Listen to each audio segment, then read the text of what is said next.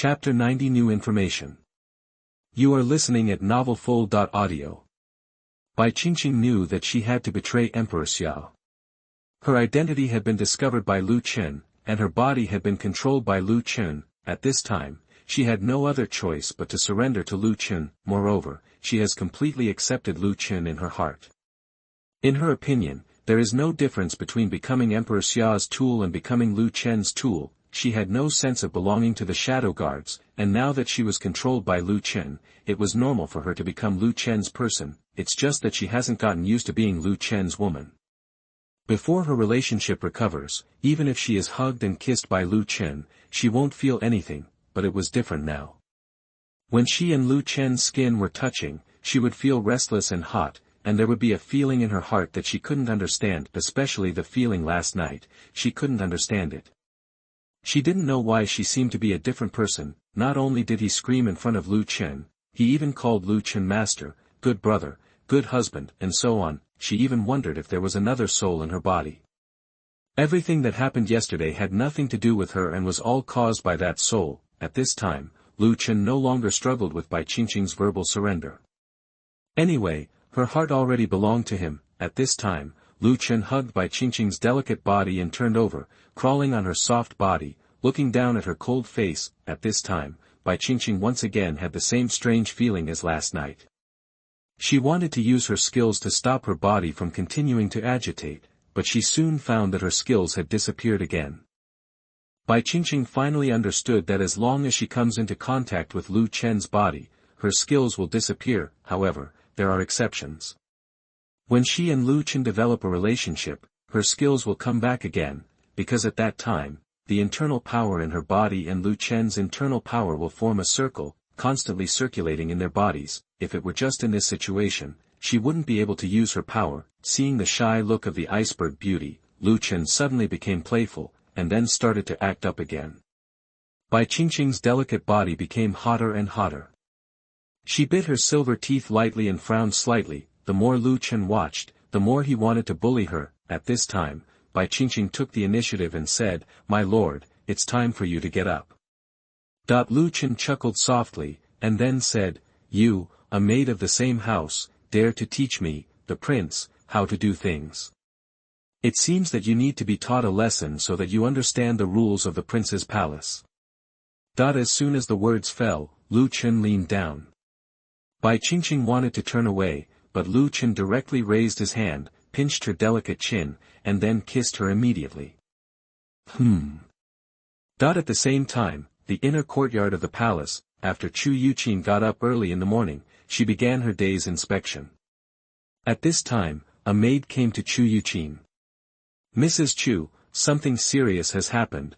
Seeing the maid's panic, Chu Yuqin frowned and immediately asked, "What happened?"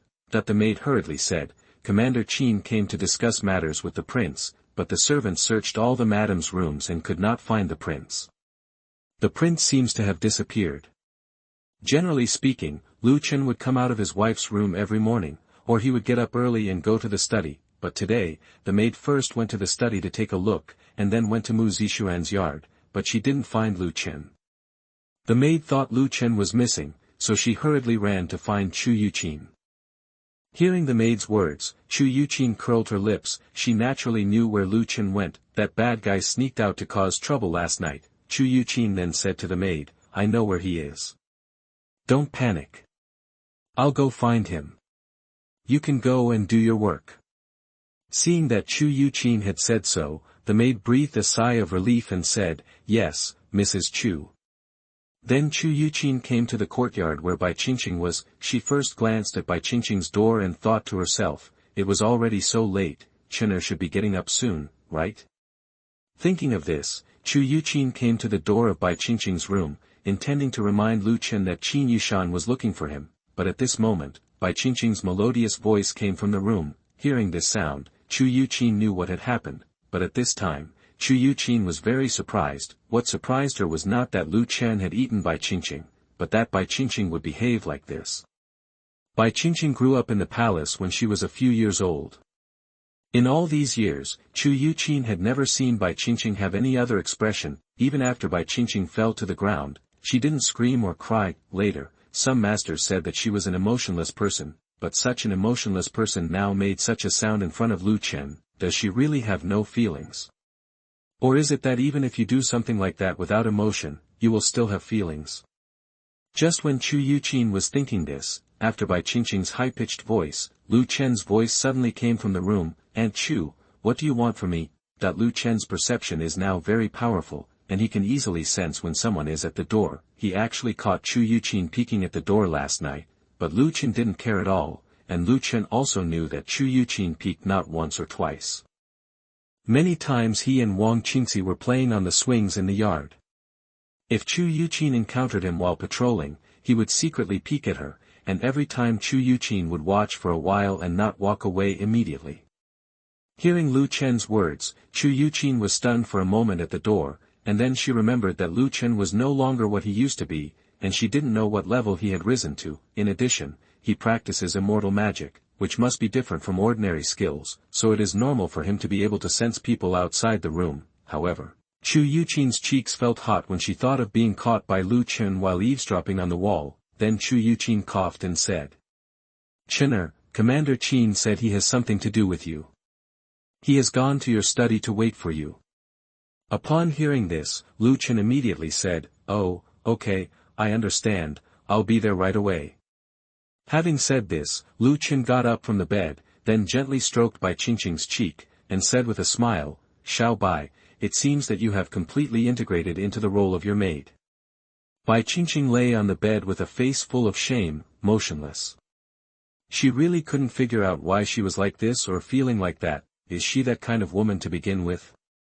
Or is it that he has been completely enslaved by Lu Chen? Not only the body is enslaved, but the soul is also enslaved. Lu Chen then got up and got dressed. While getting dressed, he said, "I'll come see you again in the evening. I have something else to do, so I'll leave first. You can lie down and have a good rest." After putting on his clothes, Lu Chen left the room. Seeing Lu Chen's leaving figure, Bai Qingqing's eyes were filled with complicated emotions. Lu Chen didn't even eat breakfast, so he went directly to the study. At this time, Qin Yushan was already waiting for Lu Chen in the study. After seeing Lu Chen coming, Qin Yushan immediately saluted and said, "See you, Your Majesty." Lu Chen said nodded and asked, "Commander Qin, do you have any new information?" Qin Yushan came to him early in the morning. There must be something important, otherwise he would not come to him so early. Everyone knows that he likes to sleep in with his wives and concubines, so they usually don't disturb him too early. Qin Yushan replied, "Your Majesty, there is a letter from the capital. Commander Liang asked them to find out that the 8th prince had colluded with the barbarians. The 8th prince smuggled a lot of salt and iron to the barbarian Sirius king through the caravan. This time the barbarian army of 300,000 went south. I'm afraid it has something to do with the 8th prince and the Jiangnan family." Having said this, Qin Yushan took out a piece of information from his sleeve that had just arrived this morning. Lu Chen took the information from Qin Yushan's hand, then opened it and looked at it carefully. Lu Chen's face gradually became ugly. He did not expect that the 8th prince Lu Shuyun, a heartless guy who just wanted to assassinate his brother, would now engage in traitorous acts. Chapter 91 Letter from Home. You are listening at novelfull.audio. After reading the information sent by Genie Wei, Lu Chen's face turned completely dark. In a fit of rage, he tore up the information in his hand. It's okay to assassinate the king 3 times, but now he actually dares to collude with the barbarians and try to use the power of the barbarians to seize the throne. This guy is really a beast. He really has no bottom line at all. Seeing how angry Lu Chen was, Qin Yushan said cautiously, "Your Majesty, what should we do now? Should we release the news that the 8th prince colluded with the barbarians?" Hearing Qin Yushan's words, Lu Chen calmed down. He did not answer immediately, but fell into deep thought. If the news that Lu Shuyun colluded with the barbarians was released, it would definitely be a blow to Lu Shuyun, but there was no conclusive evidence and there was no way to convict Lu Shuyun. Moreover, Lu Shuyun's crime of treason could not be settled by him as a vassal king. This depends on the court's wishes, mainly his father's wishes. If his father said that Lu Shuyun was treasonous, then Lu Shuyun was the treasonous one. If his father said that Lu Shuyun was not guilty, then Lu Shuyan might not have anything wrong with him, but having said that, Lu Shuyan's mother clan is the Wang family, and the next thing his father needs to do is to clean up the family. If his father knows that Lu Shuyan and the Jiangnan family are colluding with the barbarians, he might use this as an excuse to punish them. Take action. Thinking of this, Lu Chen asked, Commander Qin, if my father knew that the 8th prince and the aristocratic family colluded with the barbarians to go south, what do you think my father would do? Hearing this question, Qin Yushan was stunned for a moment. After all, this involves the emperor, and Qin Yushan really can't make random guesses. Lu Chen added at this time, just say it. Seeing what Lu Chen said, Qin Yushan said, Your Majesty, I think Your Majesty will be very angry when he knows the news, but he will not immediately take action against the 8th prince and the Jiangnan family. After all, there are 300,000 barbarians. The army is about to move south, and if we clean up the aristocratic families at this time, I am afraid it will be very detrimental to Daxiao. Lu Chen thought for a while and felt that what Qin Yushan said made sense. If news were released at this time that the 8th prince was colluding with the barbarian army, it might make the conflict between Emperor Xia and the family public. When the time comes, others will simply stop acting, and the whole of Daxiao will be in chaos. This is not what Lu Chen wants to see. However, it's not enough to just forget about it. He had long been unhappy with Lu Shuyan, who had repeatedly sent Shuyu at Tower to assassinate him, and now he was doing such treasonous things. This traitor cannot be allowed to live so freely. He must pay some price. Thinking of this, Lu Chen said, Pass this king's order and ask Commander Liang to find a way to assassinate the 8th prince. It doesn't have to be successful, but try to get rid of all the important people around the 8th prince. Lu Chen did this, on the one hand, as a warning to the 8th prince, and on the other hand, it was also regarded as revenge against him. Of course, it would be great if the traitor Lu Shuyan could be eliminated directly. However, Lu Chen didn't think that Liang Zong and the royal guards in the capital could get rid of a prince in the capital, not to mention that there was a super aristocratic Wang family behind Lu Shuyan. The Wang family will definitely send many experts to protect Lu Shuyan. Whether Liang Zong and the others can hurt Lu Shuyan is a question. But no matter whether he could succeed or not, Lu Shuyan could never be allowed to act so wantonly, so rampantly and lawlessly in the capital. In order to seize the legitimate heir, he actually took the initiative to collude with foreign enemies, completely ignoring the life and death of the people of Beijun. Although Beijun is already the fiefdom of him, the northern king, in name, Beijun is also Daxia's Beijun. If Lu Shuyan succeeded in seizing the legitimate son in the future, Beijun would be considered a place he ruled. However, this guy sold Beijun just to seize the legitimate son. Lu Chen also knew that his decision to assassinate Lu Shuyan was somewhat emotional, and even doing so might expose Jin Wei's whereabouts, but if he doesn't do something, he really can't let go of his bad breath. Qin Yushan also saw Lu Chen's inner thoughts. He also knew that Lu Chen must be very angry now, so he suggested, Your Majesty, although the news that the 8th prince colluded with the barbarians is not suitable to be spread for the time being, you can reveal some information to His Majesty. Your Majesty will definitely mobilize the shadow guards to investigate. If it is found that the 8th prince colluded with the barbarians, even if he does not punish the 8th prince now, after the barbarians go south, he will take out the evidence and deal with the 8th prince and the barbarians. Jiangnan family. Originally, Emperor Xia was thinking of finding an excuse to attack the aristocratic family, but in the end, the Jiangnan family went to collude with the barbarians. Wasn't this taking the initiative to hand over the knife to Emperor Xia? As for sacrificing an 8th prince, it was nothing to Emperor Xia. The 8th prince was the spokesperson of the Jiangnan family, and Emperor Xia had no intention of choosing him as the crown prince. The royal family was ruthless.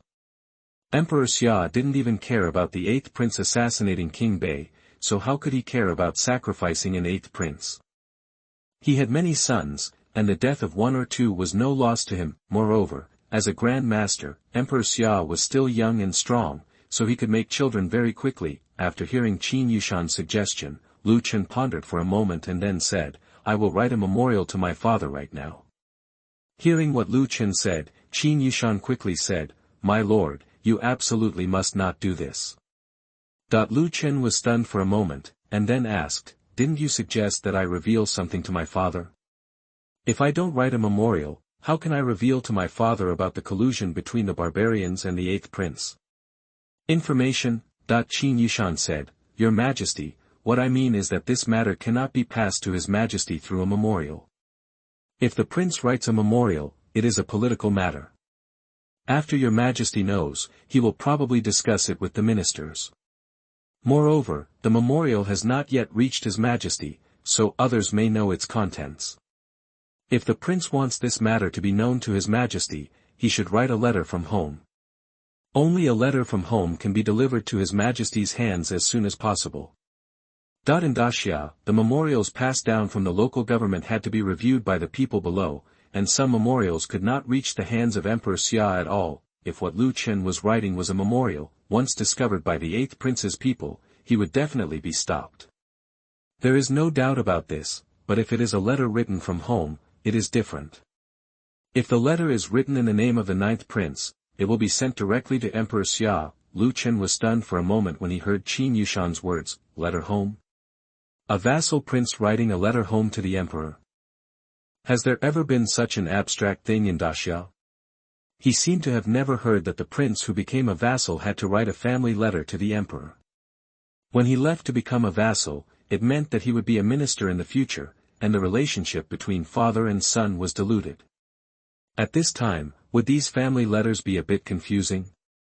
2. After Lu Chen pondered for a moment, he felt that what Qin Yushan said actually made sense. If he submitted the memorial himself, it was very likely that the memorial would not reach Emperor Xia's hands, but letters from home were different.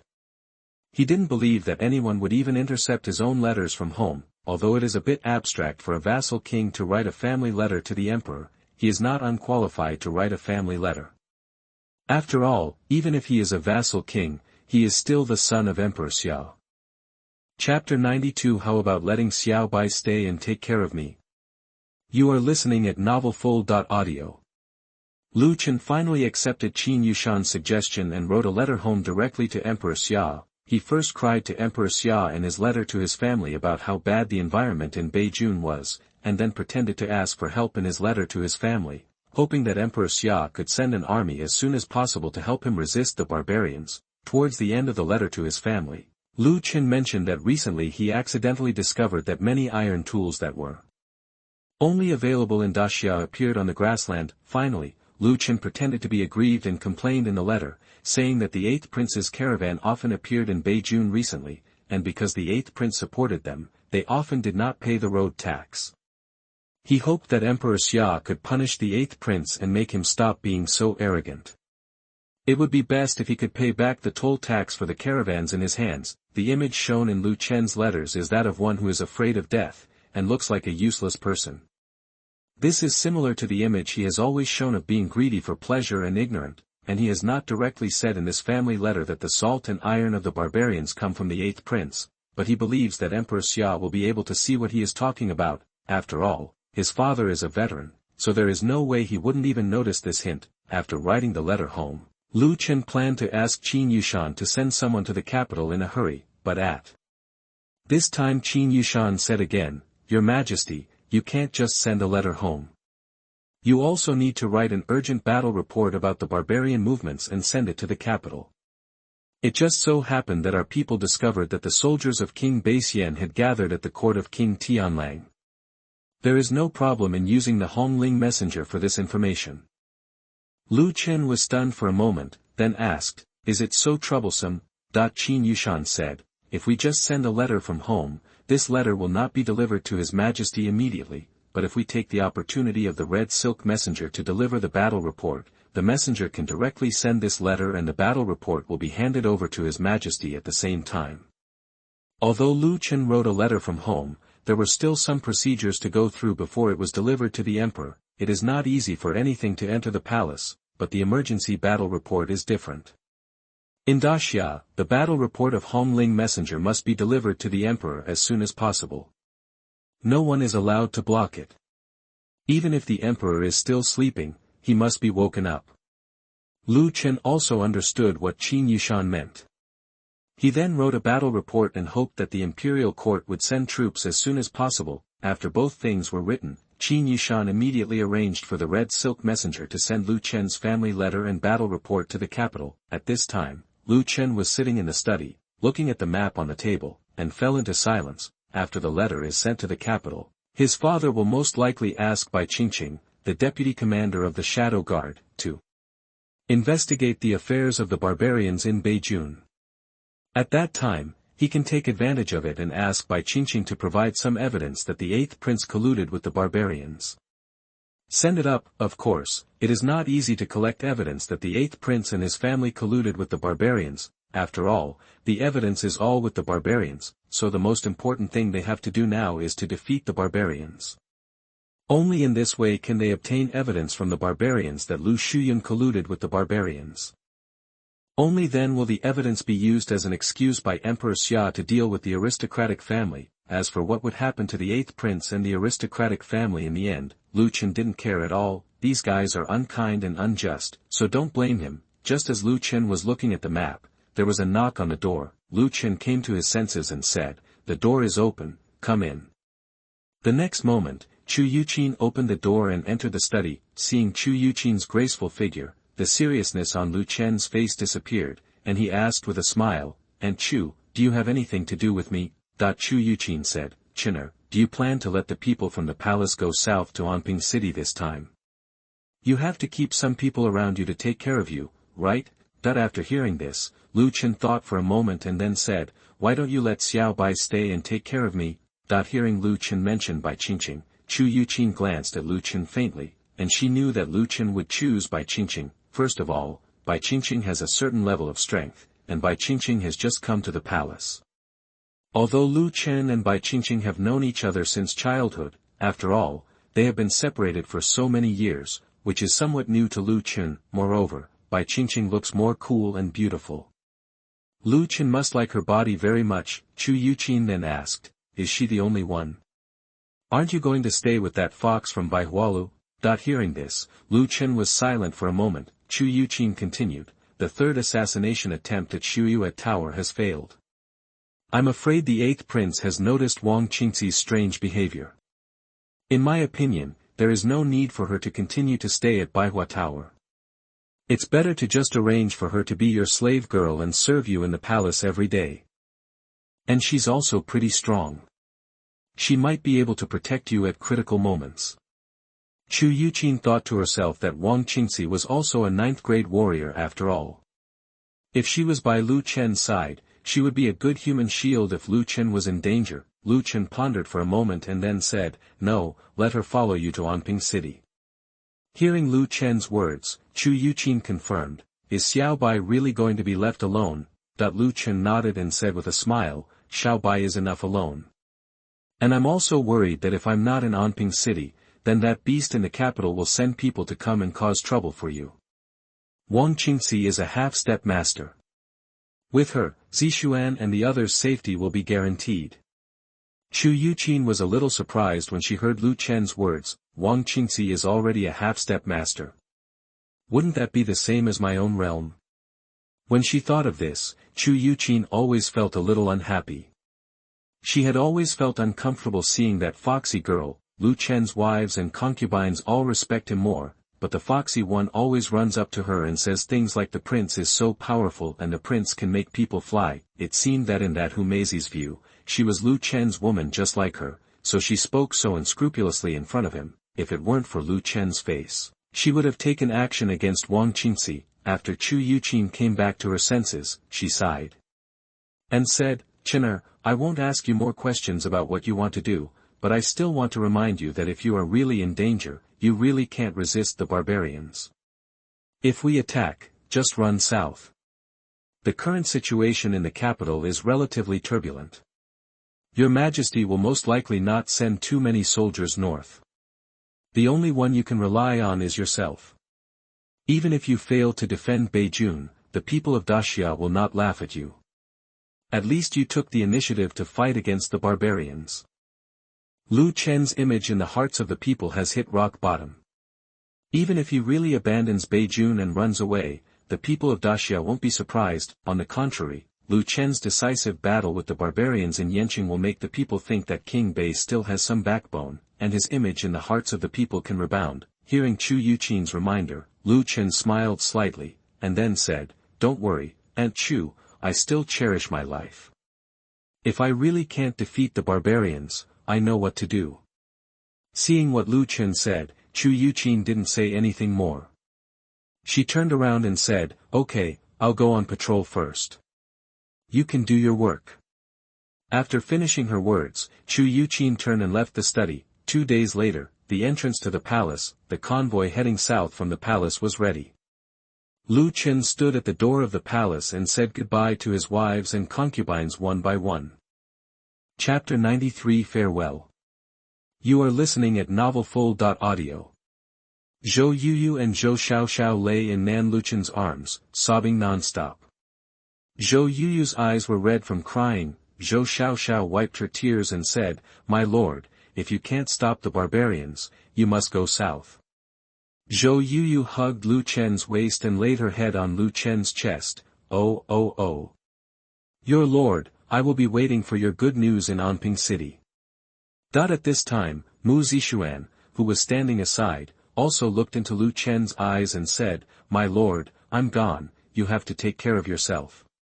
After hearing what the three of them said, Lu Chen said with a smile, "Don't worry, the war will be over soon, no more than half a year at most." When they heard that they would not be able to see Lu Chen for half a year, Zhou Xiaoxiao and Zhou Yuyu cried even harder. Even Mu Zixuan's eyes turned slightly red, as if she was about to cry. Lu Chen comforted and said, "Okay, okay, my babies, don't cry. As soon as the war is over, I will send someone to take you back."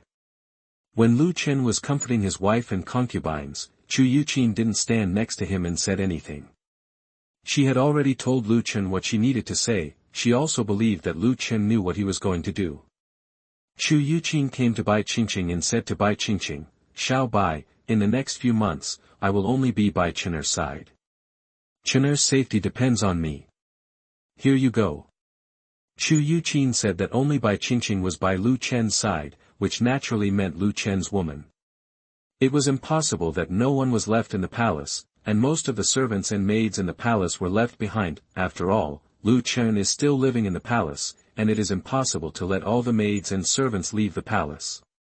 If all the maids and servants leave, who will take care of Lu Chen?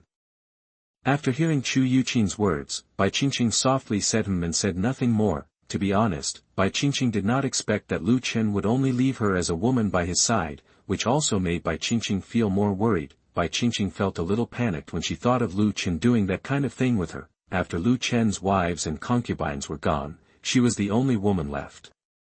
Then wouldn't she have to cultivate a relationship with Lu Chen every day? Even though she was a strong master, Bai Qingqing's slender legs trembled slightly when she thought of Lu Chen's ferocity. At this time, Wang Qingxi came to Lu Chen and was about to leave Lu Chen. As the person who was tormented the most by Lu Chen, Wang Qingxi felt very reluctant to leave. She looked into Lu Chen's eyes and asked, "My lord, do you really not want me to stay with you?" Lu Chen said, "No need, although you are my slave girl, you are also my woman. I don't want to see my woman get any harm." Hearing this, Wang Qingxi suddenly felt extremely warm in her heart. She always thought that Lu Chen only used her as a tool to vent, but she didn't expect that Lu Chen still cared about her in his heart. At this time, Lu Chen suddenly thought of something, and then said, "By the way, you will withdraw from Yanyu Pavilion from today on, and there is no need to continue to lurk." Hearing this, Wang Qingxi was stunned for a moment. In fact, she had always wanted to prove her worth by lurking in Yanyu Pavilion. As long as the 8th prince continues to cause trouble for Lu Chen, she can get information in advance, and her value will be reflected. Lu Chen continued, "After coming to Beijing, I suffered 2 assassinations from the Blood Moon Tower. As a result, you were fine both times. No matter how stupid Lu Shuyun is, he can see that you have rebelled." After hearing what Lu Chen said, Wang Qingxi thought about it and felt that it made sense. However, if she no longer lurks as an undercover agent, how can she prove her worth? Is it possible that she will really stay by Lu Chen's side every day and serve as his scabbard? Lu Chen saw that Wang Qingxi's expression was a little disappointed, so he continued, "After the war with the barbarians is over, I will arrange a job suitable for you." Hearing this, Wang Qingxi's eyes lit up and he immediately asked, "My lord, are you telling the truth?" Although he didn't know what kind of work Lu Chen would arrange for himself, it was better than being idle. Lu Chen nodded and said, "Yes." Although he has not yet thought of arranging any work for Wang Qingxi, he has no intention of leaving Wang Qingxi idle. When a charming woman like Wang Qingxi is in front of him, it is easy for him to lose control of himself. Although the women around him are all very beautiful, it is Wang Qingxi who can drive him crazy. After all, she has the identity of a slave girl. When Lu Chen thinks that Wang Qingxi is his slave girl, Lu Chen thinks about killing her every time. Do it, this kind of woman is still not suitable to stay by his side all the time. If Wang Qingxi deceives her feelings away, how can the other wives and concubines around him give him children? At the same time, in the distance, Chen Wanrong and Lin Wanyan stood quietly, watching Lu Chen say goodbye to his wives and concubines one by one. This scene surprised both of them. They both said that Lu Chen was a dissolute prince. They didn't expect that Lu Chen's wives and concubines had such a deep relationship with Lu Chen. Sure enough, all the information about King Bei collected by Xianhua Palace was false, and none of the information describing King Bei was consistent with King Bei. Of course, Chen Wanrong didn't think that there was a problem with their Xianhua Palace's intelligence. She did think that King Bei was hiding deep and was not an ordinary person. Otherwise, the outside world wouldn't be able to spread rumors that King Bei is a waste. Lin Wanyan sighed next to Chen Wanrong and said, "I hope the Northern King can successfully resist the barbarians from going south and survive." After all, Lu Chen was the son of her good friend.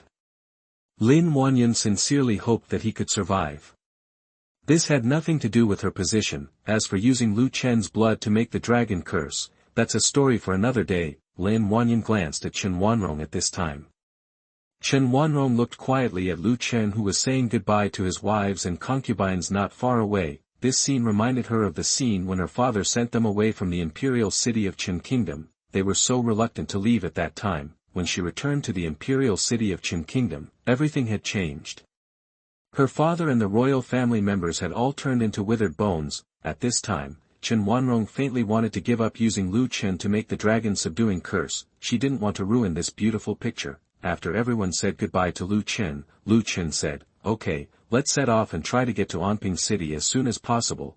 After Zhou Yuyu and Zhou Xiaoxiao got on the carriage, they kept saying at the window, "My lord, please take care of yourself. Your Majesty, I will always be waiting for news from you, woo woo woo." Lu Chen didn't cry like his wives and concubines. He smiled and waved goodbye to them. Looking at the convoy gradually going away, Lu Chen suddenly felt his body relax. Now that his important people were gone, he could prepare for a decisive battle with the barbarians. Then Lu Chen turned around and returned to the palace. This time, Mu Zixuan's convoy heading south was very large. It included not only the convoy of the royal family, but also the convoy of the Mu family, and even some civilians. For their safety, Lu Chen specially asked Mu Xingping to lead a group of royal guards to escort them south, and also arranged for several 9th-level warriors. Safety is definitely no problem. When the people of Beijun saw such a large convoy going south, they knew that something big must have happened in Beijun. In the next few days, there were rumors in Beijun that the barbarians were about to go south. In order to save his life, the North King simply abandoned the people of Beijun and ran away. Chapter 94. Didn't it say that King Bei had escaped? You are listening at novelfull.audio.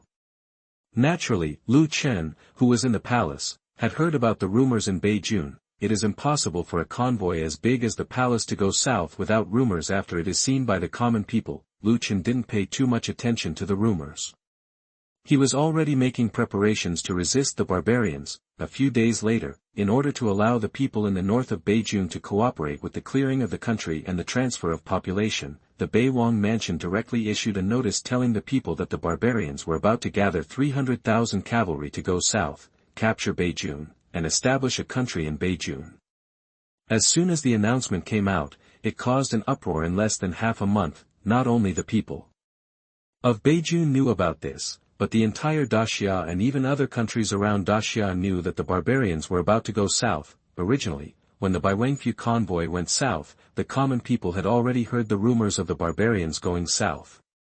Now the Baiwangfu directly issued a notice. which proved that the barbarians were indeed going south. Some common people thought that even their king had escaped, and they would die if they stayed in Beijing, so they fled south one after another. Of course, there are also some people who are unwilling to leave the place where they have lived for generations, in order to get the common people to cooperate with the policy of clearing the country. The Northern Palace soon issued another decree.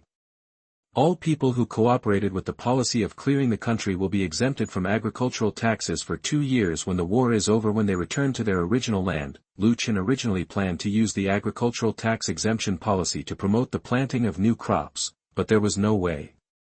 Some people in the north refused to leave, so he had to take out this policy in advance. If under such circumstances, those people still refuse to leave, Lu Chen would not care about them. He is still busy training the new army and cannot focus all his thoughts on strengthening the walls and clearing the country. Early morning, after Lu Chen got up, he glanced at the iceberg beauty in his arms. Bai Qingqing happened to be watching him too, and Bai Qingqing always woke up before him, seeing Lu Chen looking at her. A blush appeared on Bai Qingqing's cold face, and she immediately turned her head and looked away. After Lu Chen's wife and concubine left, Lu Chen came to her bed every night. Her body and mind completely belonged to Lu Chen, but she still did not dare to look directly into Lu Chen's eyes. Seeing Bai Qingqing's shy look, Lu Chen smiled slightly. After these days of exploration, he already understood how to use the Dragon and Phoenix Yin and Yang Sutra. The function of the Dragon and Phoenix Yin and Yang Sutra is to speed up one's own cultivation, increase the speed at which one absorbs spiritual energy, and at the same time enable the woman to embark on the path of cultivation. In other words, the Dragon and Phoenix Yin and Yang Sutra is a dual cultivation method. Lu Chen planned to bring Mu Zixuan and the others back after the barbarian war was over, and practice the Dragon and Phoenix Yin and Yang Sutra with them. Although it is unlikely that they will become immortals in this world with thin spiritual energy, it is still possible for them to live longer or stay young and beautiful. At this time, Lu Chen got up from the bed. He didn't plan to say good morning to Bai Qingqing today. He still had important things to do today. After getting up, Lu Chen simply ate something and then rode his horse to the new army camp. When the people in Yanqing saw Lu Chen riding a horse, they were extremely shocked and started talking. Didn't you say that King Bei has escaped? Yes, I personally saw the princess and her carriage heading south. Then why is King Bei still in Yanqing? Could this be King Bei's stand-in? How could it be a substitute? I have met Bei Wang several times.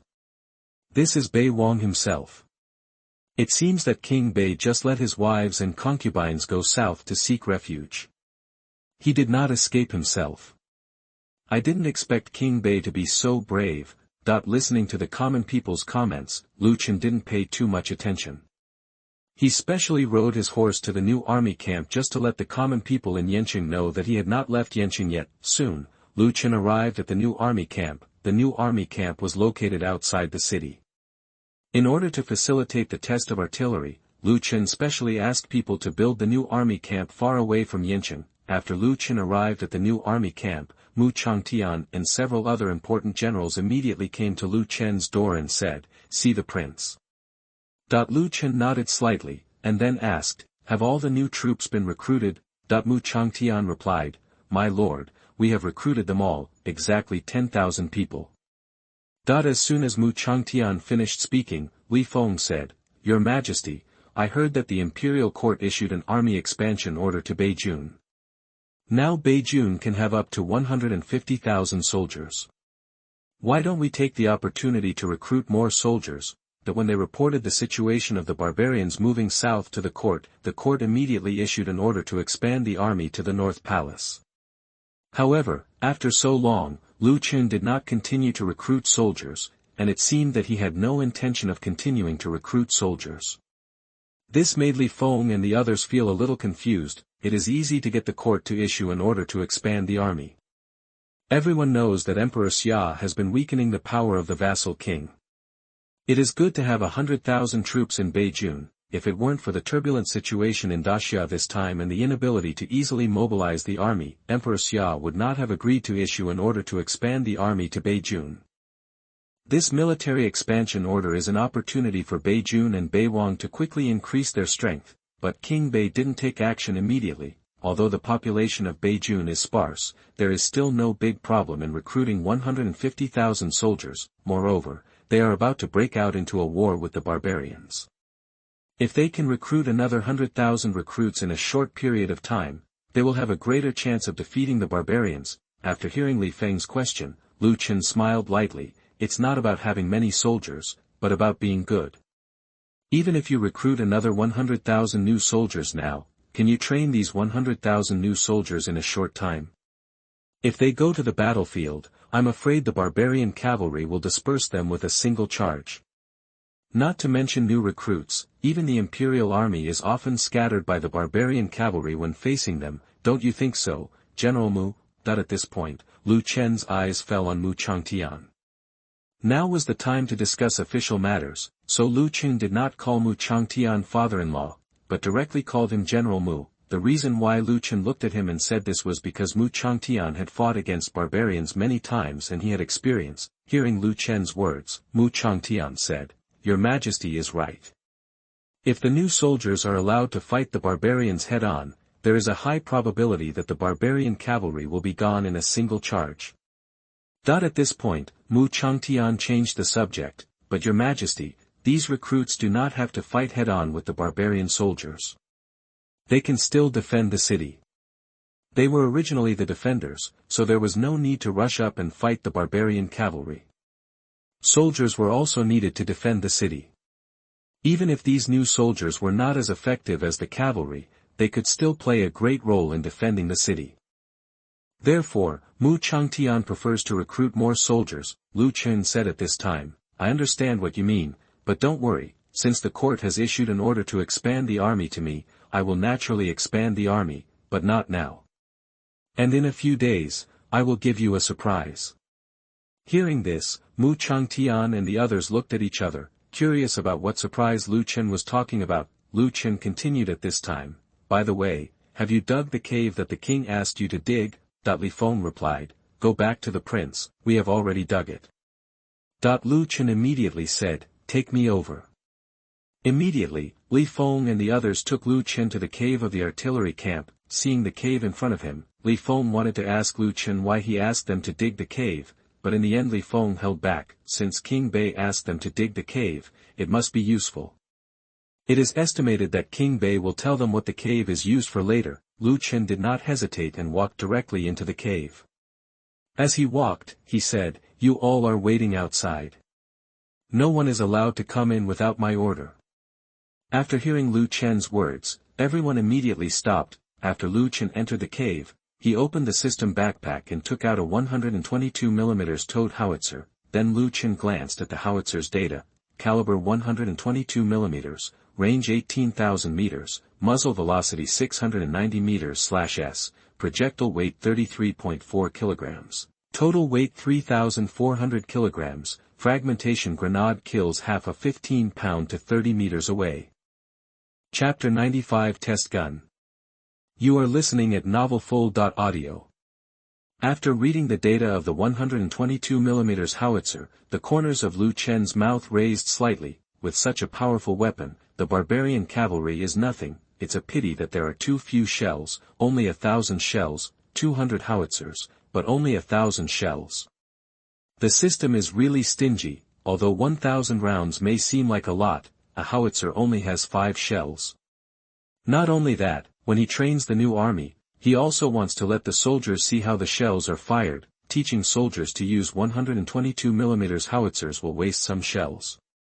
By the time they get to the battlefield, there will not be 1,000 shells left. At this time, Lu Chen said to the people outside, "Okay, come in." Hearing Lu Chen's voice coming from the depths of the cave, Mu Changtian and others immediately went in. After everyone entered the cave, they were stunned when they saw the howitzer in front of them. What is this? Was there anything like this in the cave before? Unlike Mu Changtian and Mu Jingwu, Li Feng and others had seen Lu Chen pull out weapons out of thin air, so they were not too surprised by the howitzer that suddenly appeared in the cave. However, Li Feng and the others were still extremely excited. They found that the shape of this howitzer was very similar to the mysterious weapon that Lu Chen had in his hands before, except that it was larger. In Li Feng's view, the howitzer in the cave was an enlarged version of the barrett in Lu Chen's hand. They thought that the mysterious weapon in Lu Chen's hand could kill a grandmaster, so wouldn't this weapon be able to kill even a grandmaster? Mu Changtian looked at the howitzer in front of him carefully at this time, and then asked, "Your Majesty, what is this?" Lu Chen said calmly, "Howitzer, let the soldiers pull it out, and I will show you the power of this weapon." After hearing Lu Chen's words, everyone was stunned for a moment, but soon several soldiers surrounded them, and they immediately pushed the howitzer outside. Although I don't know what kind of weapon this thing is, I can feel it from its weight and the metal materials used to make it. This weapon must not be simple. Mu Changtian and the others are no longer obsessed with how this weapon appeared in the cave.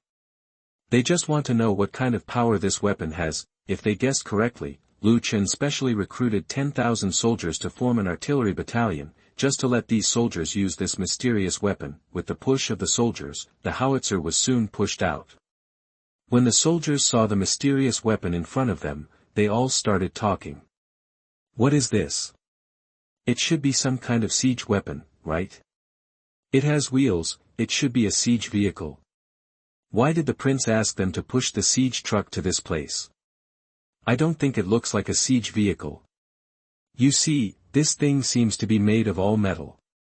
If it were a siege vehicle, it would be too heavy." Lu Chen didn't pay attention to the discussions among the soldiers. He said to Mu Jingwu beside him, "Captain Mu, summon the new army immediately. I want to demonstrate to the soldiers how to use this weapon." "Yes, Your Majesty." Mu Jingwu quickly summoned the 10,000 soldiers, and then they pushed the howitzer to an open place. After placing the howitzer, Lu Chen took out the howitzer's instruction manual from the system space and simply adjusted the position according to the howitzer's plain firing chart. Then he said to the people behind him, "Everyone, cover your ears." Upon hearing this, the soldier immediately blocked his ears with his hands without any hesitation. The next moment, a deafening sound came, and the ground around them shook. Even though they had blocked their ears, they could still hear the loud noise. Immediately afterwards, the shells fired by the howitzers exploded in the woods in the distance, instantly blasting a huge crater. Mud flew up into the sky several meters high, and some surrounding trees were directly blown off. Seeing this scene, Mu Changtian and others were stunned. Everyone looked stunned. They had never seen such a terrifying weapon. Just when it is launched, the ground will shake, and what is launched can actually blow up a large crater of about 5 meters in the ground in an instant. If the thing launched just now fell into their crowd, I don't know how many people would die. Mu Changtian and others couldn't help but wonder, could this be the mysterious weapon that the prince said? If there were such weapons, or if more of these mysterious weapons could be produced, then why should we be afraid of barbarians? Not to mention the barbarians, even unifying the world is not a problem.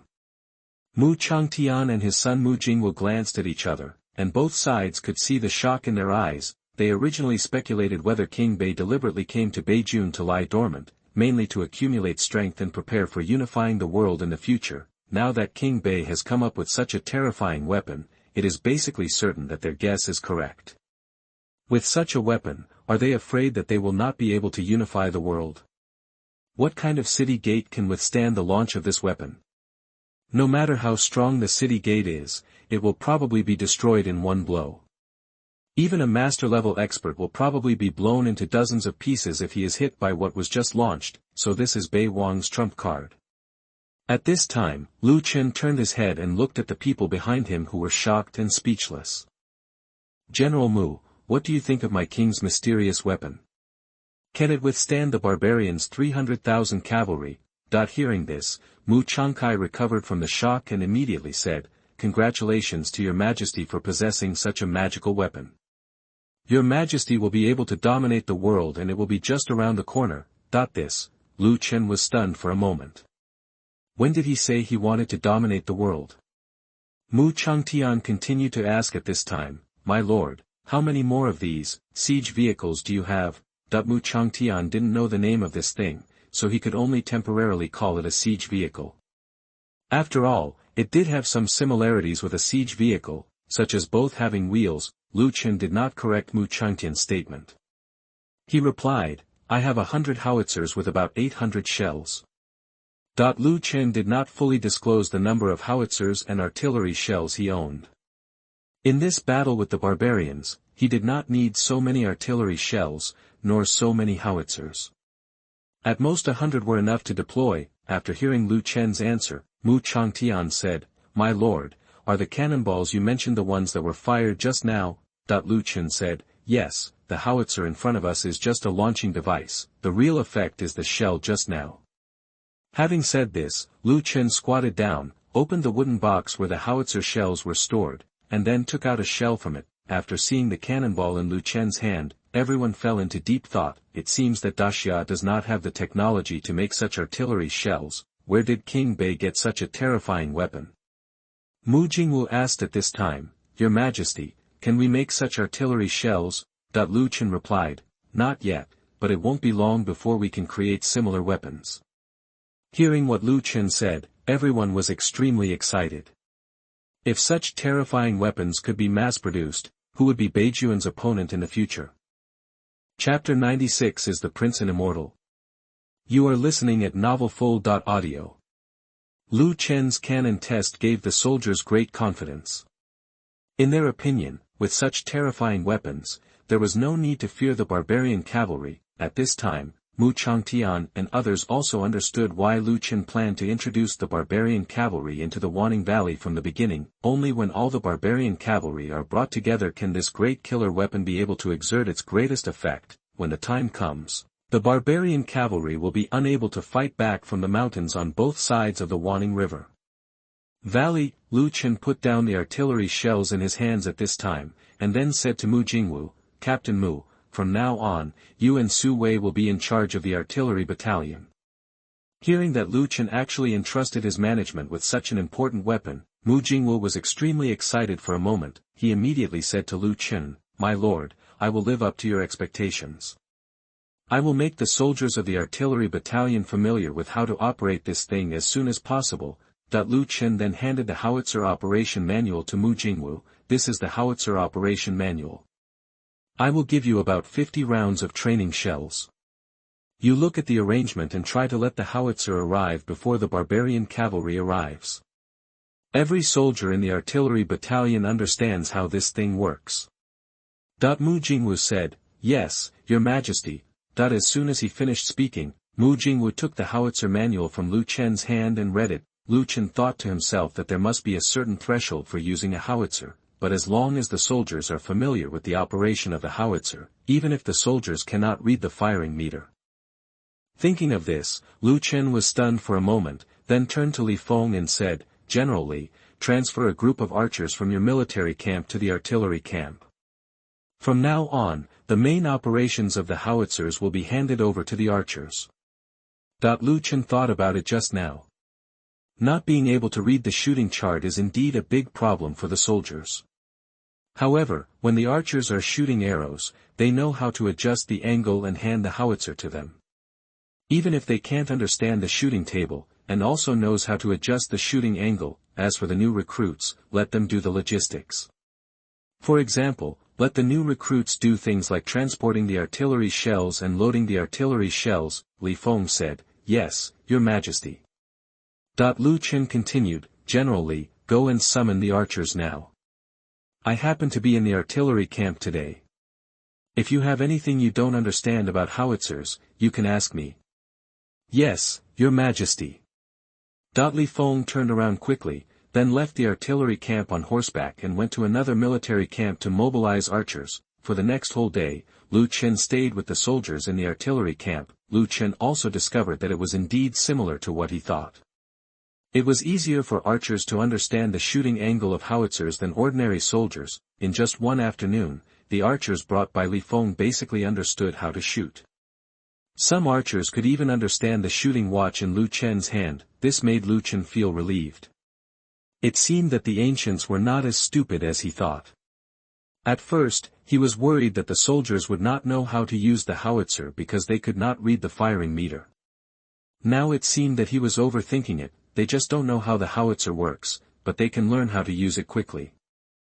In the evening, Lu Chen asked a few soldiers who learned quickly to operate the howitzer themselves, and he was very satisfied with the result. Although the soldier did not let the artillery shell fall to the designated position, it was about a few meters away, but the killing range of his howitzer was 15 to 30 meters. Once the barbarian cavalry entered the Wanning Valley, it is no exaggeration to say that they would be stunned even with their eyes closed.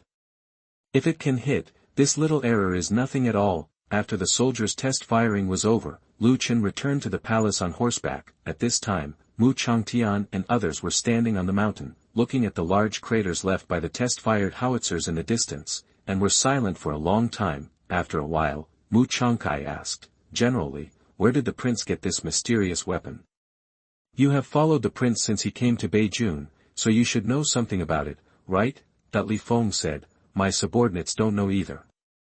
Mu Changtian smiled and said, "At this time, generally, I am no longer Duke Mu.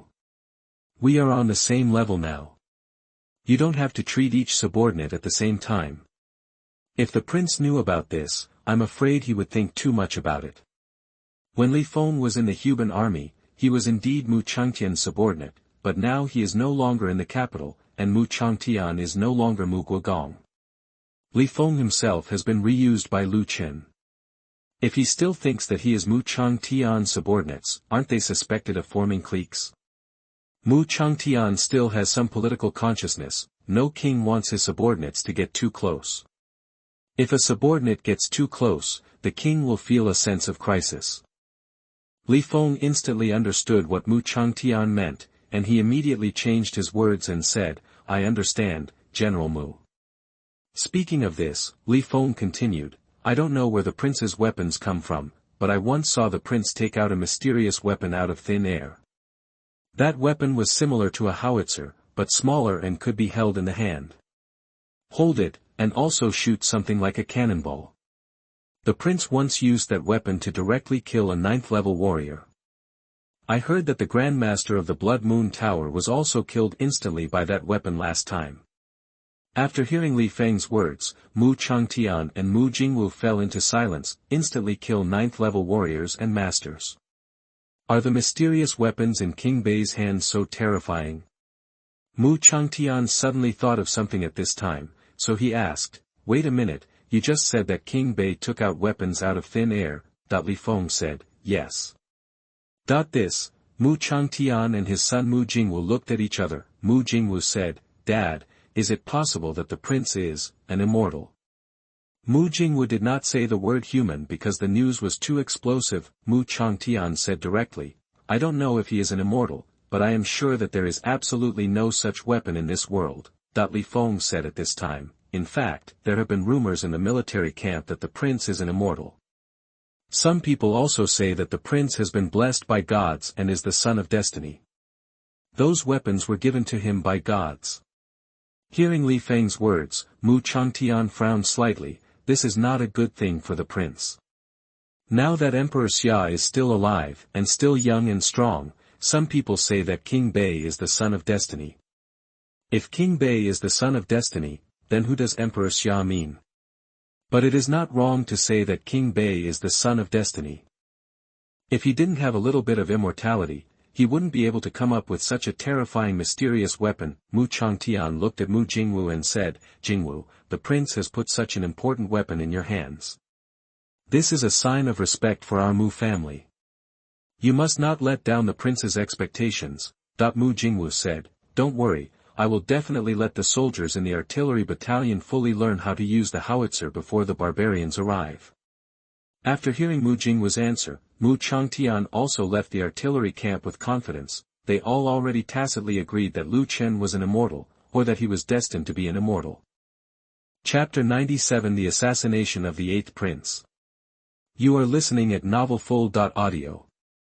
Half a month flies by in a blink of an eye. Capital, the Eighth Prince's residence, study room. Lu Shuyun looked at the information in his hand, clenching his teeth tightly, and his eyes were bloodshot. He was now too angry to speak. In the past, when he was angry, he would throw things, but the information he received today made him so angry that he even forgot to throw things. He was so angry that he was shaking and even started to sweat on his face. He never expected that the owner of the Blood Moon Tower would lead so many 9th-grade warriors to personally assassinate a useless prince, but they would all fail. The owner of the Blood Moon building is a veritable master. Even if there is a mysterious master in the North Palace, the owner of the Blood Moon Tower will have no problem holding him back. Of course, What made Lu Shuyun even more angry was Wang Qingxi's rebellion. Wang Qingxi, an assassin who had been raised by the Wang family since childhood, had now rebelled and defected to the northern palace. Lu Shuyun tore the information in his hand to pieces. He sneered and said, okay, very good.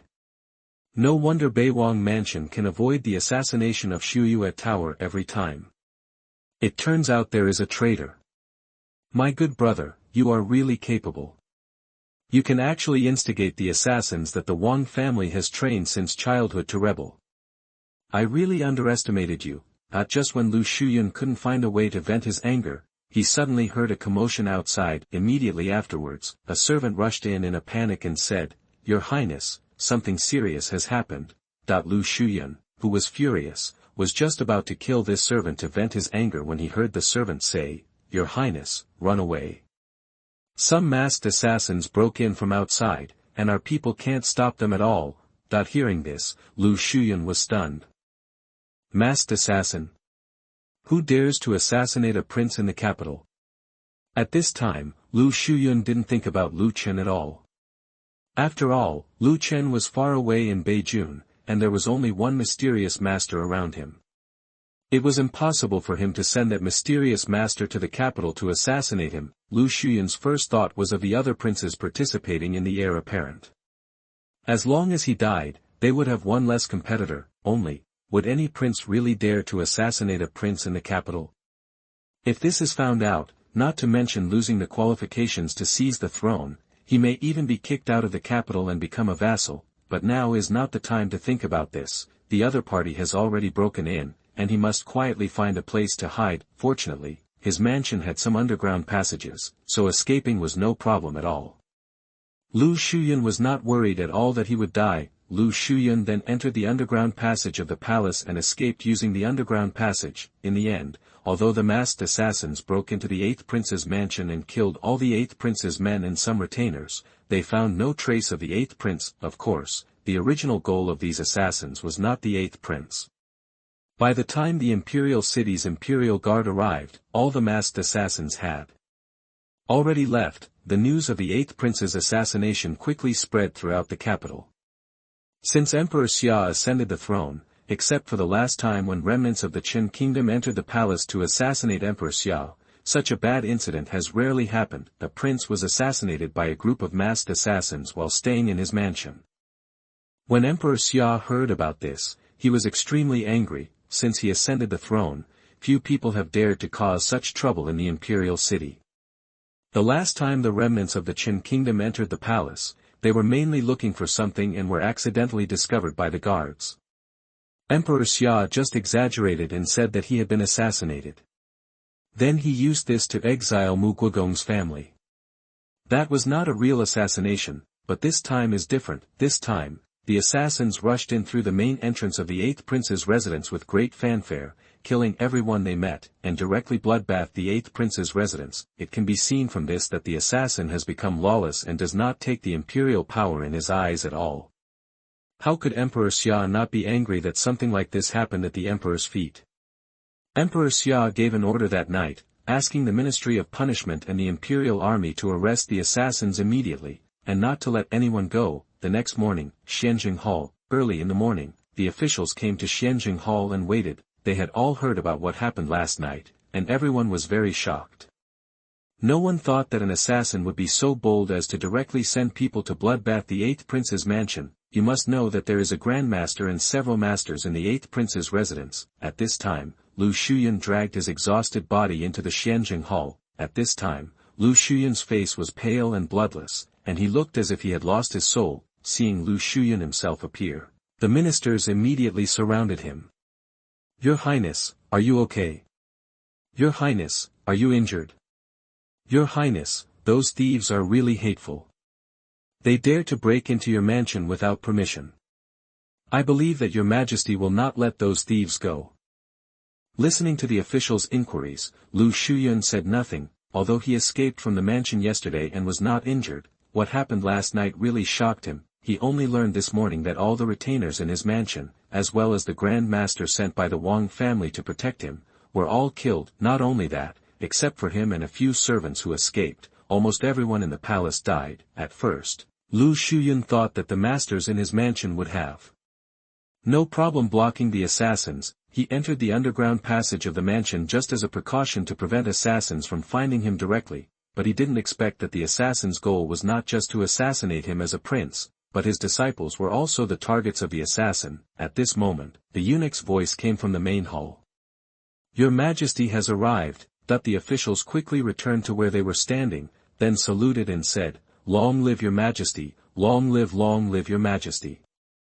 At this time, Emperor Xia stood in front of the dragon chair. He did not sit down, but looked down at the officials below. Emperor Xia's eyes seemed to be filled with murderous intent. It seemed that what happened last night really made him feel very angry. At this time, Lu Shuyun knelt on the ground and said loudly, "Father, you have to make the decision for me." In the end, only 4 people survived in this huge mansion. After Lu Shuyun finished speaking, Emperor Xia still didn't speak. His eyes swept across the princes in the hall, being stared at by Emperor Xia with murderous eyes. The princes all felt tremendous pressure, and cold sweat broke out on their foreheads. Although they were not responsible for this matter, now is the critical time to seize the throne, and they are the most suspect. After all, once the 8th prince dies, they will lose one of their most powerful competitors. But they are not fools. How could they do such a bloody massacre of the prince's mansion at the feet of the emperor? If this was found out and kicked out, it would be a trivial matter. If their father was so angry that he demoted them to common people, it would be tragic. Several princes were very depressed. It was that idiot who actually did such a thing at this time. Could it be that Lu Shuyun directed and acted it himself? Chapter 98 Northern King's Family Letter. You are listening at novelfull.audio. The atmosphere in the Xianjing Hall was extremely dull, and the ministers did not dare to take a breath. This kind of thing happened at the feet of the world. Emperor Xia didn't know how angry he was now.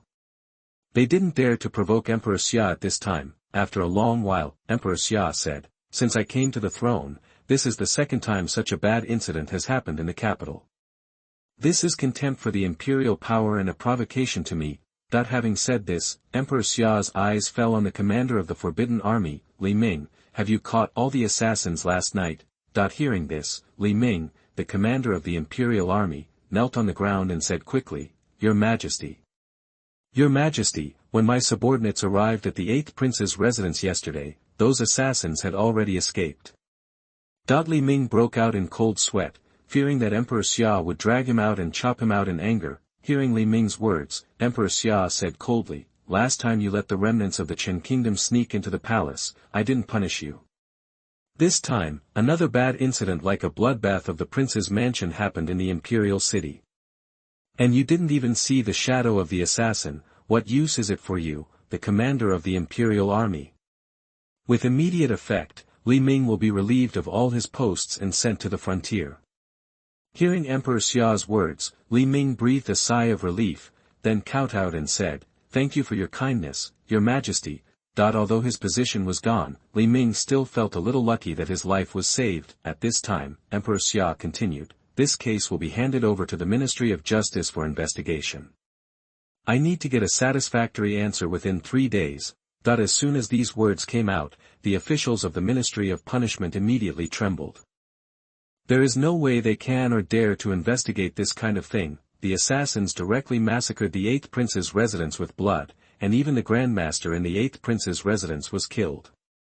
This shows that at least one of the assassins last night was a grandmaster. Anyone who can send a grandmaster and dare to rush to bloodbath a prince's mansion with great fanfare must have a big force behind him. It might even be the work of another prince. When they really find out that another prince did it, it will definitely be a hot potato for the Ministry of Punishment.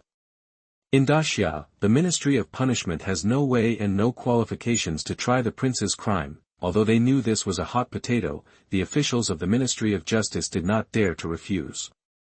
Now that Emperor Xia was furious, they dared to say anything at this time, fearing that their heads would be moved later. At this time, Emperor Xia said to Lu Shuyun, "King Qi, get up. I will make the decision for you." Lu Shuyun said quickly, "My dear father, I thank you." Emperor Xia did not continue to say anything on this matter. Although this matter was very bad, the assassin has not been caught yet, and there is not even any information about the assassin. It is too early to discuss how to deal with the assassin, they had other things to discuss today. At this time, Emperor Xia looked at Shangshu of the Ministry of Revenue and said, Wang Shangshu, I heard that you have been blocking the food and grass for the army heading to Beijing. I wonder if this is the case. Wang Hai, the Secretary of the Ministry of Revenue, said quickly, Your Majesty, it's not that I want to hold up the army's food and grass. It's that the Ministry of Revenue is seriously short of money and it's really hard to get so much silver in a while. Emperor Xia said indifferently, You mean if you can't raise the money, the court won't have to send troops to Beijing to resist the barbarians? Wang Hai, is it possible that you have colluded with the barbarians and want the barbarians to march straight into the capital and deliberately delay the departure of the army? Hearing Emperor Xia's words, Wang Hai's face instantly turned pale. The Wang family did collude with the barbarians, but he didn't expect Emperor Xia to say it directly, although it sounded like Emperor Xia was testing them. Wang Hai always felt that Emperor Xia knew something. Wang Hai immediately knelt down and said, Your Majesty, I have been doing my best to prepare food and fodder for the army. Emperor Xia said coldly, If the army is still unable to move north within 3 days, you, the Minister of the Ministry of Revenue, will no longer need to do this. Just when Emperor Xia was about to say something more, a voice suddenly came from the door of the hall. Urgent report from the north. The next moment, a Hongling messenger hurriedly entered the hall. After seeing the Hongling messenger, the faces of the ministers in the main hall became very ugly. Using the red silk messenger at this time, does that mean that the barbarians have begun to move south? The imperial army here is still worried about food and grass. The barbarian cavalry in the north has moved south. How can they defend Beijing? Is it possible that we really have to rely on that useless prince? Forget it then. I'm afraid that useless prince has fled back to the capital before the barbarian cavalry reaches Yancheng. At this time, the Hongling messenger said, the barbarian king of North Xian has led 100,000 cavalry to meet at the court of the barbarian heavenly wolf king and is about to go south. This is King Bei's battle report. In addition, King Bei sent a letter home to his majesty. Hearing this, everyone in the hall was stunned. Letter home? A vassal prince writing a letter home to the emperor. It doesn't seem impossible, although King Bei had already left to join the vassal, he was the emperor's son after all, and there was a father-son relationship. It's just that since the founding of Daxia, it seems that no vassal king has ever written a family letter to the emperor. They have always been memorials. The eunuch beside Emperor Xia did not hesitate, and immediately came to Hongling's messenger, picked up the battle report and family letters, and then presented them to Emperor Xia. After Emperor Xia received the battle report and the letter from home, he first read the battle report. There was nothing wrong with the battle report, and the King of Bei also talked about Beijing's arrangements in it. However, what puzzled Emperor Xia was that Chen actually planned to clear the country and move all the people north of Yancheng to the south of Yancheng. Then he would lead an army and a barbarian army of 300,000 to fight to the death in Yancheng. Emperor Xia frowned. Who came up with this strategy? He didn't think his good-for-nothing son had such courage. Not to mention whether this strategy was effective, it would take a lot of courage to dare to do this. Yancheng currently only has 30,000 soldiers, and at most 50,000 soldiers. It may not be that easy for a Yancheng city to block the barbarian cavalry. Moreover, this would also cause Yancheng to be besieged by the barbarian army. What kind of character was his son? Why didn't he know? Emperor Xia didn't quite believe that Chen would put himself in danger. After reading the battle report, Emperor Xia then opened Chen's home letter. Just seeing the beginning of the letter home, Emperor Xia snorted coldly and said why Chen suddenly became so courageous. It turned out that he wanted to send an army to Beijing to support him as soon as possible. Seeing how cowardly Chen was about crying in his family letter, Emperor Xia wanted to tear up the letter immediately, but in the end he held back and read on. When he saw the back, his face instantly darkened, especially when he saw the last row of text. Emperor Xia's brows immediately frowned. He had actually known for a long time that the barbarians' move south this time must be related to the aristocratic family. This kind of thing could be guessed without investigation, but he didn't know who was colluding with the barbarians. The Daxia-style weapons mentioned in Chen's family letter just confirmed his guess again. What really made Emperor Xia frown was that Chen mentioned the 8th prince in the letter. Chapter 99. It seems that His Highness the Ninth Prince has an expert around him. You are listening at novelfull.audio. Seeing that the expression on Emperor Xia's face was getting more and more ugly, the ministers in the hall were very curious about what King Bei had written in his letter at home, which made Emperor Xia look so angry. The fact that the 8th prince's residence was bloodbath didn't make Emperor Xia angry, right? After reading the contents of the family letter, Emperor Xia flicked his sleeves, said coldly withdraw from the court, and left the hall. The ministers in the hall were all confused and didn't know what happened. Are you resigning now? Emperor Xia hasn't said anything about the Northland battle report yet.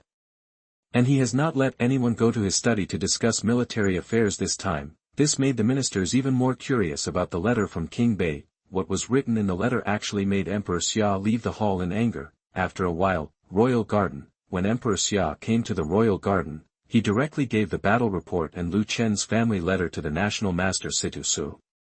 Situ Su took a look at the battle report, and then carefully read Lu Chen's home letter. The expression on his face suddenly became a little more serious. After a long while, Situ Su said, Your Majesty, it seems that this battle report is not as important as this family letter. Obviously, King Bei wrote this battle report in order to send this letter home, so he asked the Hongling messenger to deliver it. Although it seems from the content of the letter from home that King Bei is just a loser who wants the court to send troops to help him resist the barbarians, the two most critical points in the letter from home were written out completely by King Bei. The first point is the appearance of Daxia-style weapons and equipment among the barbarians, and the second point is the appearance of the 8th prince's caravan in Beijing. The presence of Daxia weapons in the north proves that someone in Daxia must be collaborating with the enemy and betraying the country. However, Beijing is so poor, yet the caravan under the name of the 8th prince went to Beijing to do business, which proves that there may be something wrong with the 8th prince. This family letter from King Bei almost revealed that the 8th prince was a collaborator and traitor to the country. Obviously, Bei Wang's purpose was not just to complain in a letter at home. After hearing what Situ Su said, Emperor Xia put his hands behind his back and looked at the lotus pond in silence for a moment. I don't think Xiaojiu can have such thoughts. When Lu Chen was in the capital, he always gave people the image of being ignorant and only interested in having fun. Even when he arrived in Beijing, he still did not do any serious business and spent all day in the mansion drinking and drinking. Emperor Xia didn't think that Lu Chen had suddenly enlightened and actually knew how to use this method to remind him that there were collaborators and traitors in the court. Of course, this family letter may indeed have such a function, but this family letter must not have been written by Lu Chen, or it may be said that this family letter was written under the guidance of others. Situ Su sighed at this time. Your Majesty, it seems that His Highness the Ninth Prince has an expert by his side. From the fact that His Highness has insight into the barbarian royal court, it can be seen that His Highness the Ninth Prince must have an intelligence organization in his hands. Otherwise, every move of the barbarians cannot be in the hands of His Highness the Ninth Prince. Emperor Xia fell into deep thought again. What Situ Su said was correct. Lu Chen was able to know in advance that the 300,000 barbarian army was heading south, and he also knew that some people in Daxia were collaborating with the enemy and betraying the country. He even knew that the king of North Xian led 100,000 cavalry to join the serious king. This proves that Lu Chen has an organization in his hands whose intelligence-gathering capabilities are not weaker than those of the Shadow Guards. This made Emperor Xia feel a little threatened. Lu Chen, this uneducated good-for-nothing son, actually controls an intelligence organization with such strong intelligence-gathering capabilities. What does he want to do? What does he dare to do? This made Emperor Xia have to wonder if Lu Chen had been hiding his clumsiness when he was in the capital, but judging from his performance, he doesn't seem to be the kind of person who hides his clumsiness. He has lived in the capital for so many years and has been living under surveillance. His behavior and habits don't look like acting at all. This made Emperor Xia even more suspicious of whether there was some force behind Lu Chen that planned to use Lu Chen to achieve some ulterior purposes, especially Xianyue Palace. Emperor Xia has always been worried about Lu Chen's identity as the son of God. At this moment, the Shadow Guard commander appeared behind Emperor Xia. Your Majesty, Commander Bai is reporting secretly. Upon hearing this, Emperor Xia immediately turned around, took the secret letter from the Shadow Guard commander and opened it. After reading Bai Qingqing's secret letter, the expression on Emperor Xia's face became even more ugly. Sure enough, as he thought, Xianyue Palace really sent people to Beijun, and it was the owner of Xianyue Palace who went to Beijun in person. But, according to the secret report, it seems that Xianyue Palace did not provide any assistance to the North Palace, and the owner of Xianyue Palace has already gone south with Lu Chen's wife and concubines. There was no one around Lu Chen now. This made Emperor Xia feel a little confused. If Xianyue Palace was not behind Lu Chen, were there other forces behind him? He didn't believe that Lu Chen alone could form an intelligence organization that could reach into the barbarian royal court. A little strange. Emperor Xia did not doubt Bai Qingqing. He just felt that Bai Qingqing had not yet found out the real secrets of the North Palace, or that he had not yet come into contact with the people behind Lu Chen. Then Xia Huang said to the Shadow Guard commander, "Let Commander Bai find a way to climb into Xiaojiu's bed. I need more information about Xiaojiu. In addition, let her seize the time to investigate whether Xiaobai's caravan really has contact with the barbarians in Beijun." The Shadow Guard commander immediately said, "Yes, Your Majesty. Go down. My subordinates resign." After the Shadow Guard commander left, Situ Su asked, "Your Majesty, let's not talk about His Highness the 9th Prince's affairs. Are you going to deal with the 8th Prince's affairs?" Emperor Xia said calmly, "I don't think he can do this alone. There must be a family behind him. When the matter in Bei County is resolved and Shadow Guard has collected enough evidence, it will be time to deal with those moths." Northland, the Heavenly Wolf King's court, an old man covered in animal skins with wrinkled skin was drinking and chatting in front of the serious King Xiao Hongba. At this time, Xiao Hongba said to the slave beside him, "Go and call the princess." The slave immediately stood up and left the king's tent. At this time, Xiao Wenyao was on a grassland highland, looking in the direction of Beijun. After a while, the slave beside Xiao Hongba came behind Xiao Wenyao and said, "Your Highness, the king wants you to go to the king's tent." Hearing this, Xiao Wenyao's face instantly turned pale. Of course she knew why her father asked her to go to the king's tent.